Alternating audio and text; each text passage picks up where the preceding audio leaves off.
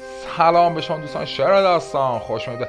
هفتمین داستان شاهنامه فردوسی، سقوط پادشاهی ضحاک ماردوش به دست فریدون فرخ. اگر از این سبک ویدیو خوشتون میاد ممنون میشم با سابسکرایب کردن و لایک این ویدیو از ما حمایت کنید. من حمید هستم، اینجا کانال رضا یکشب. تا انتهای ویدیو با ما همراه باشید.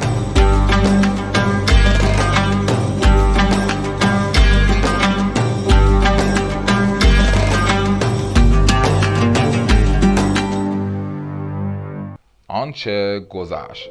ضحاک ماردوش پس از تصاحب پادشاهی جمشید خود را شاه خواند و 1000 سال بر تخت پادشاهی تکیه کرد.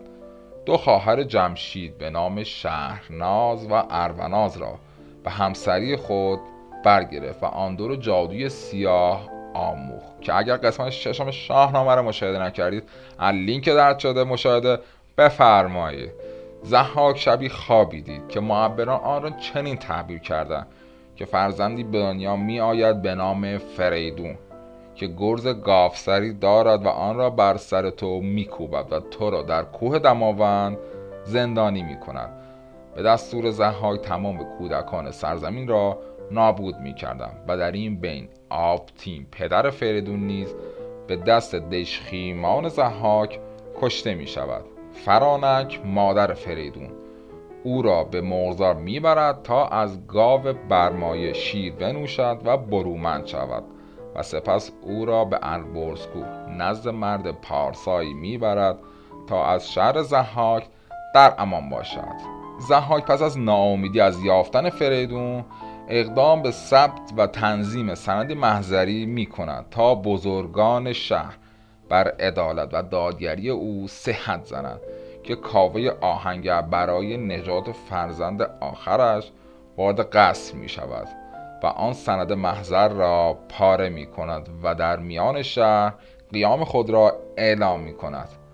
با مردم شهر که گرد او جمع شده بودند به نزد فریدون می رود و از فریدون می خواهد که با ضحاک وارد جنگ شود و این سرزمین را پاک کند. و اینک ادامه داستان. فریدون درخواست کاوه را میپذیرد و به نزد مادرش فرانک میرود تا با او ودا کند. مادرش به فریدون میگوید این گنجی است که از شوهر و نیاکانم داشتم و پنهان کرده بودم. این را بگیر و خود را آماده نبرد با ضحاک ماردوش کن. باشد که ایزد همیشه همراه تو باشد.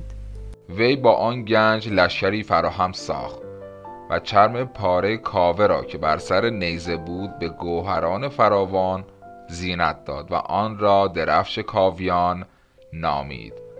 فریدون دو برادر بزرگتر به نامهای کیانوش و پرمایه داشت.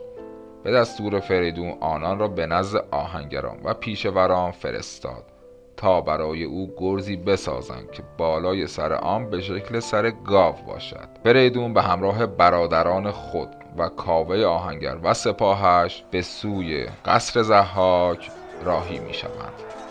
از قضا ضحاک ماردوش در جستجوی فریدون قصر را ترک کرده بود ولی از شهر و پادشاهی خود با طلسم اهریمن محافظت می کرد.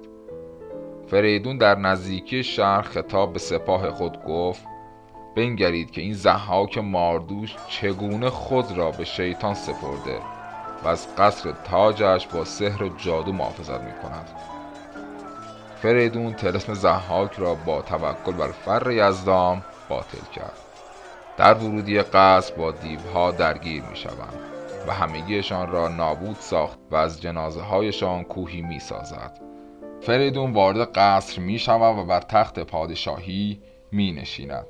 دوستان شعر داستان، اگر از این سبک ویدیو خوشتون اومده ممنون میشم حتما با سابسکرایب کردن و لایک این ویدیو از ما حمایت کنید که باعث انرژی و قوت قلب ماست. ادامه داستان. همسران ضحاک را در شبستان قصر مییابند و با خود به سالن اصلی قصر نزد فریدون میبرند. فریدون گفت اینا خواهران جمشید و همخون من هستند، شهرناز و ارواناز. اگر همکنون توبه کنند و آیین خداپرستی را دریابند آنان را میبخشم، جایگاه میدهم. شهرناز گفت: ای فریدون پهلوان، بدان که ضحاک همراه با سپاهی از دیوان در جستجوی تو به سمت هندوستان رفته است. فریدون هر دو را دلداری داد و آنان را ستایش کرد. وکیل ضحاک که مردی امین و وفادار بود به نام کندرو به تالار آمد و گفت: من زمانی وکیل و مباشر ضحاک بودم و به امور قصر آشنایم. فریدون اون را نگه داشت و بدو گفت تا جشنی ترتیب دهد تا مردم شاد و خوشحال باشند. کندرو چنین کرد و در صبح روز بعد با شتاب به سمت ضحاک راهی شد. به محل استقرار سپاه ضحاک و دیو نگهبان به کندرو گفت که ای کندرو، ببین پادشاهت دیوانه شده است. در این گرمای طاقت فرسا پوست بر خود پوشانده و آتش افروخته. کندرو به نزد ضحاک رفت و گفت: جوانی با همراهان بسیار به بارگاه تو آمده است. ضحاک گفت: ممکن است مهمان باشد، مهمان را گرامی باید داشت. کندرو گفت: همه کاخهای تو را در اختیار گرفته است. ضحاک در جواب گفت: مهمان گستاخ و خودمانی محبوب تر است. کندرو گفت: این هم درست، اما چگونه مهمانی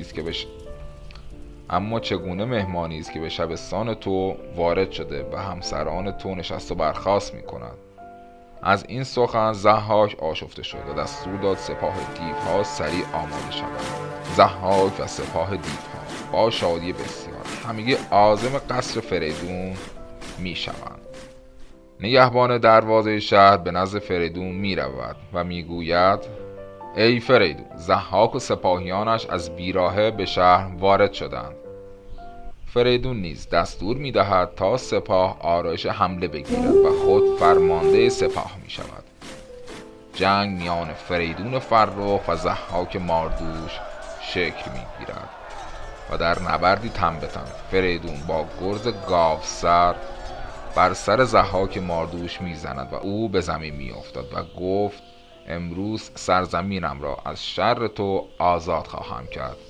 و تا خواست او را تباه سازد، ناگهان فرشته وحی سروش به فریدون گفت: ای فریدون، او را نکش، چون این عاقبت برای ماردوش ناچیز است.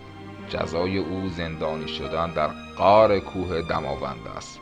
فریدون ضحاک ماردوش را اسیر می کند و دو دست ضحاک را محکم بست و به راهنمایی سروش او را در دماوند کوه به بند کشید و جهان را از ستم او آزاد و رها ساخت. مردمان شهر با شادی بر شاهی فریدون سلام آفرین کردند و بدین گونه ضحاک پس از 1000 سال ستمگری سرنوشتی چنین نامبارکی یافت و فریدون فرخ با نیکنامی بر تخت پادشاهی تکیه کرد.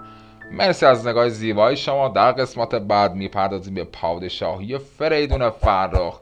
با سابسکرایب کردن و لایک این ویدیو از ما حمایت کنید. انتقادات و نظرات خودتون رو برای ما کامنت کنید. تا ویدیو بعد، بدرود. گفتش به گوش، بیاورد ضحاک را چون نوند، به کوه دماوند کردش به بند. به کوه اندرون تنگ جایش گزید، نگه کرد غاری بنش ناپدید. بیاورد مسمارهای گران